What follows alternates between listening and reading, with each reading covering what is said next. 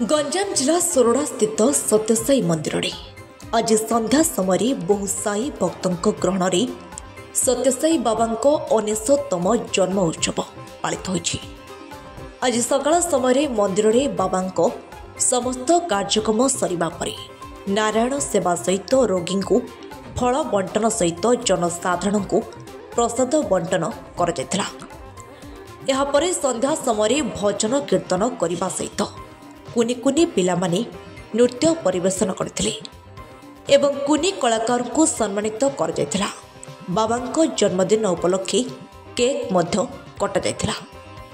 शेषरे समस्त भक्त प्रसाद सेवन करथिले। 2014 मसीहारू आरंभ होइथिबा एही मंदिर रे प्रत्येक वर्ष एभली कार्यक्रम पालित होछि। एही ट्रस्टर आवाहक ए गौरांग पात्रଙ୍କ सहित बहु साई भक्त एवं महिला भक्त मध्य उपस्थित रही बाबा एही कार्यक्रम को उत्साह सहित पालन करथिले। ज्योतिलक्ष्मी प्रधान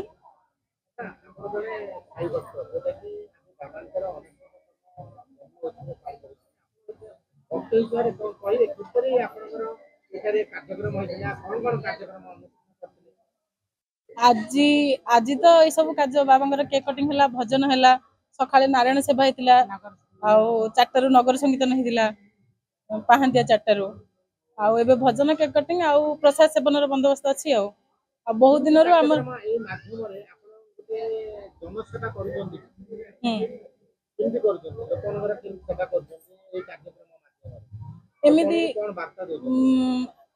मेडिकल आज फ्रूट्स बंटन थिला आमर विभिन्न जगह बहुत कार्यक्रम होची, वृक्षरोपण होची गछ लगे कौन हम से समस्त ये कराऊँगी।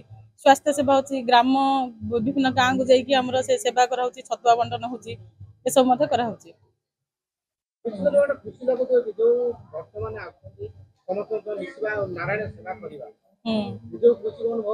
बहुत बहुत बहुत खुशी।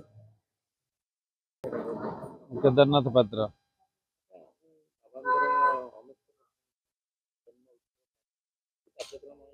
कार्यक्रम आरंभ है सकाल 5टारू ओंकार सुप्रदम सांगे नगर संकीर्तन होता 10टार षोड़श उपचार पूजा सांगे हॉस्पिटल मानक रोगी मान फल ग्लुकोज इत्यादि बंटन कराइला 12टार नारायण सेवा नारायण मान वस्त्र पाछड़ी इत्यादि बंटा होता।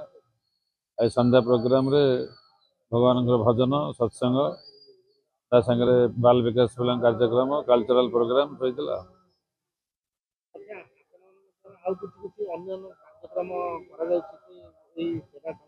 सेवा संघ द्वारा आम स्वच्छता प्रोग्राम रे आम रास्ता घाट सफा करूँ आम अक्टोबर 20 पर्यंत स्वामी ये पर्यंत अक्टोबर 20 तारीख पर्यंत आम करूँ स्वच्छता प्रोग्राम।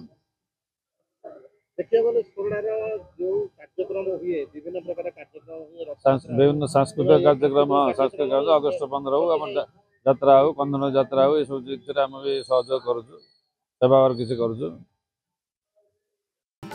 सोरडारू मनोरंजन अधिकारी रिपोर्ट सकाळ खबर।